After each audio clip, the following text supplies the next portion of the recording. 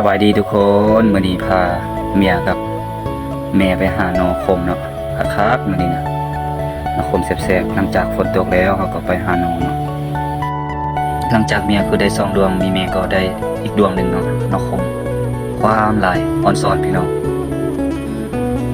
สุดยอดเลยธรรมชาติบ้านเฮาก็แบบนี้แหละหาอยู่หากินง่ายสบายๆอยากกินหยังก็ไปซอก